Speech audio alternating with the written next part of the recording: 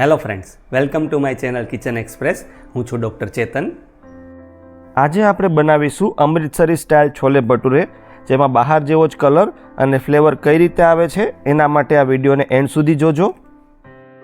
અને જો તમને આ રેસીપી પસંદ આવે તો આ વિડીયોને લાઇક અને શેર કરજો અને આવા નવા વિડીયોઝ જોવા માટે મારી ચેનલને સબસ્ક્રાઈબ કરજો. તો ચાલો શરૂઆત કરીએ. છોલે ભટુરે બનાવવા માટે અહીંયા 2 કપ કાબુલી ચણા લીધા છે. એને સરખી રીતે ધોઈ અને 5 થી 6 કલાક પાણીમાં પલાળી દેવાના છે. આ ચણાને મેં 6 કલાક પલાળીને રાખેલા છે. હવે આને પ્રેશર કૂક કરી લેવાના છે. ચણાને પ્રેશર કૂક કરવા માટે કુકરમાં લઈ એમાં 1 ટીસ્પૂન મીઠું ઉમેરવાનું છે. તો મીઠું નાખ્યા બાદ હવે અમૃતસરી છોલેમાં કલર અને ફ્લેવર આવે એના માટે આ રીતના મસાલા લઈ એની એક પોટલી બનાવી અને પ્રેશર કૂક કરવામાં ઉમેરશું. જેમાં 1 તમાલપત્ર, 1 ઇંચ તજનો ટુકડો, 2 ઇલાયચી, 6 થી 7 કાળા મરી, 2 થી 3 લવિંગ અને 1 ચમચી ચાની ભૂકી લઈ એની પોટલી બનાવીને આમાં ઉમેરી દઈશું. મસાલાની સાથે ચાની ભૂકી ઉમેરવાથી છોલેમાં એક સરસ ડાર્ક કલર આવે છે.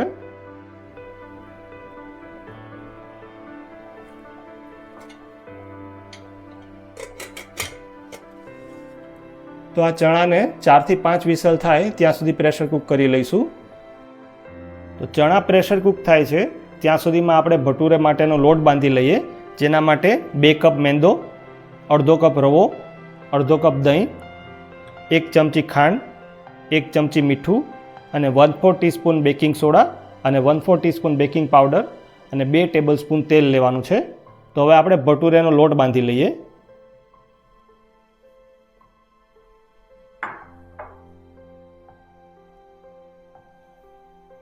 ભટુરે બનાવતી વખતે રવો ઉમેરવાથી એ થોડા ક્રિસ્પી થાય છે.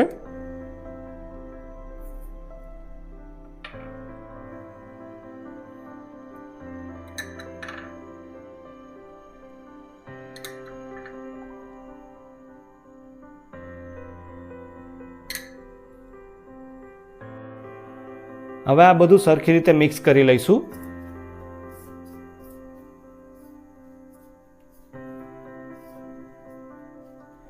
અને ભટુરેનો લોટ આપણે આ દહીંથી જ બાંધવાનો છે, એટલે આમાં અડધો કપ દહીં ઉમેરીશું.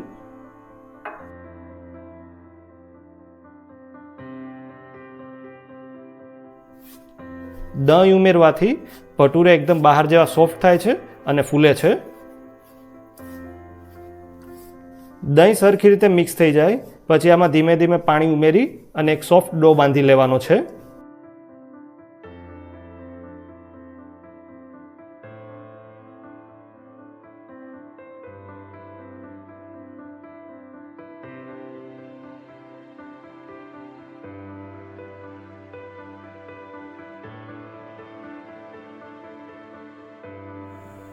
તો આ રીતે સોફ્ટ ડો બાંધી લેવાનો છે અને ડો બંધાઈ જાય એટલે એની ઉપર આપણે આ 2 ટેબલ સ્પૂન તેલ લઈ લોટને સરખી રીતે મસળી લઈશું.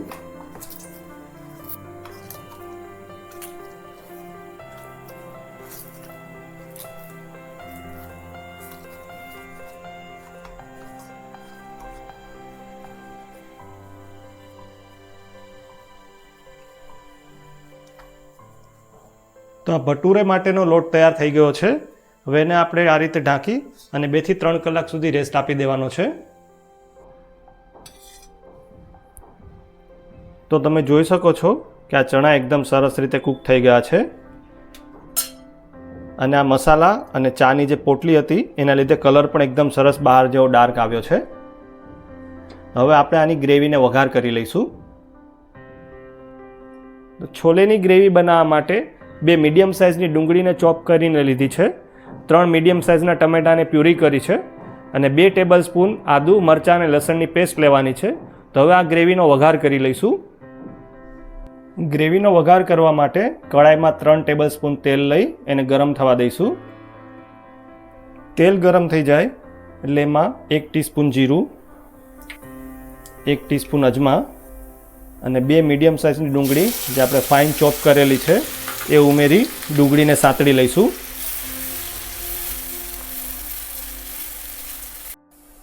ડુંગળી સતળાઈ જાય એટલે એમાં આદુ, મરચાં અને લસણની પેસ્ટ ઉમેરી એને સાતળી લઈશું.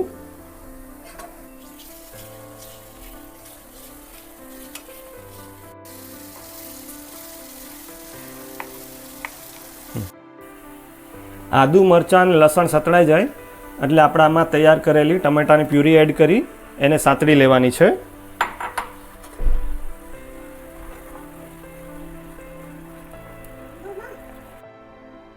ટમેટાની પ્યુરી એડ કર્યા પછી આમાં અડધી ચમચી મીઠું ઉમેરી દેવાનું, જેનાથી ટમેટા જલ્દીથી કૂક થઈ જાય. અને હવે આપણે આમાંથી તેલ છૂટું પડે ત્યાં સુધી આને કૂક કરીશું.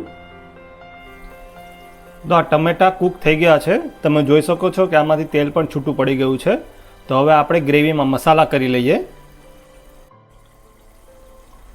મસાલામાં હાફ ટીસ્પૂન હળદર, 1 ટેબલસ્પૂન કાશ્મીરી લાલ મરચું, 1 ટેબલસ્પૂન ધાણા જીરું પાવડર, 1 ટેબલસ્પૂન છોલે મસાલા અને 1 ચમચી કસૂરી મેથી એડ કરી બધા મસાલાને ગ્રેવી સાથે સરખી રીતે મિક્સ કરી લઈશું.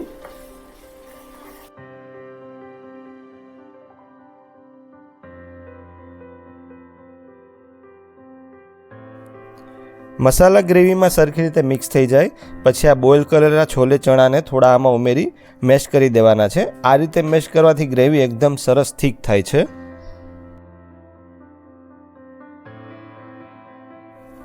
તો છોલે આમાં મેશ થઈ અને સરખી રીતે મિક્સ થઈ જાય પછી 2 કપ પાણી ઉમેરવાનું છે. આ છોલે બાફવામાં જે પાણી હતું એ જ આપણે ઉમેરીશું, જેનાથી કલર અને ફ્લેવર એકદમ સરસ આવે છે.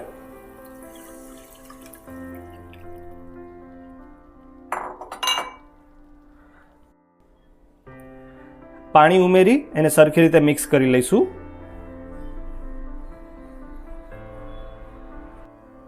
પાણી ઉમેર્યા બાદ એમાં એક બોઇલ આવે એટલે 1 ટીસ્પૂન આમચૂર પાવડર ઉમેરી એને મિક્સ કરી લઈશું.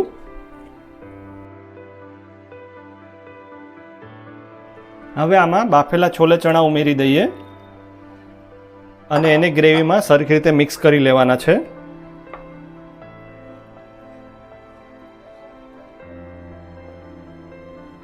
છોલે ચણા સરખી રીતે મિક્સ થઈ જાય એટલે આને 10 મિનિટ માટે મીડિયમ ફ્લેમ પર કૂક થવા દઈશું.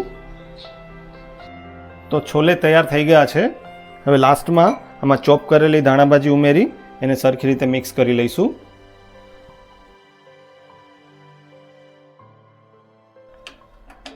હવે સ્ટવ બંધ કરી ભટુરે બનાવી લઈશું.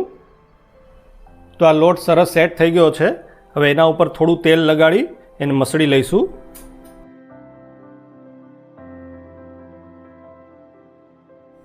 હવે આમાંથી મીડિયમ સાઇઝના લુઆ બનાવી લઈશું.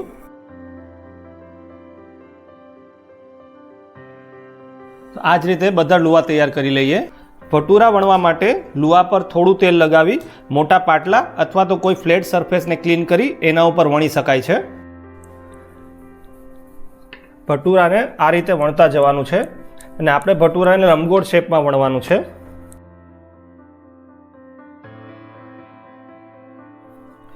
ભટુરાને આપણે બહુ પતલું નથી વણવાનું, એને આ રીતે મીડિયમ થીક જ વણીશું અને લાસ્ટમાં હાથની મદદથી પણ તમે એને થોડો શેપ આપી શકો છો.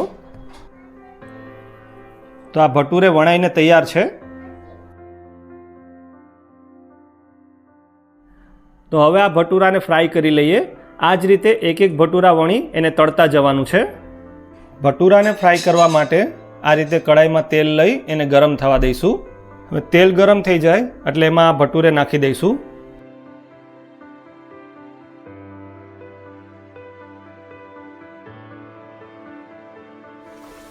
અને એને આ રીતે દબાવતા જવાનું.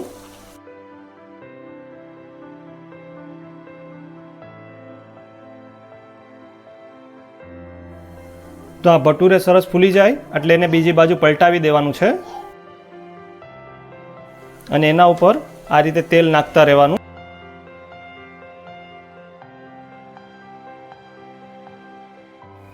ભટુરાને લાઇટ ગોલ્ડન બ્રાઉન થાય ત્યાં સુધી ફ્રાય કરવાનું છે.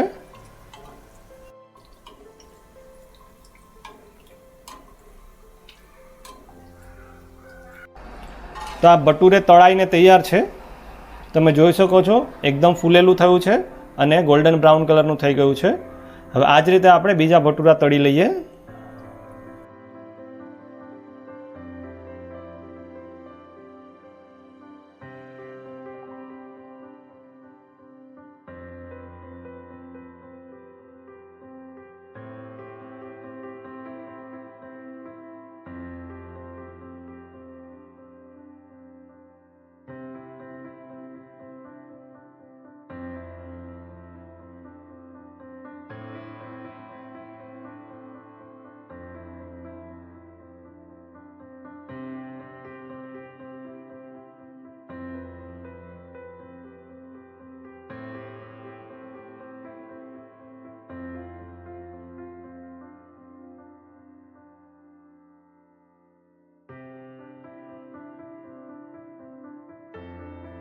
તો તૈયાર છે અમૃતસરી સ્ટાઇલ છોલે ભટુરે પ્લેટર. તમે પણ આ રેસીપીથી ઘરે જરૂરથી ટ્રાય કરજો. અને જો આ વિડીયો પસંદ આવે તો આવી નવી રેસીપીઝ જોવા માટે મારી ચેનલને સબસ્ક્રાઈબ કરવાનું ભૂલતા નહીં. Thank you.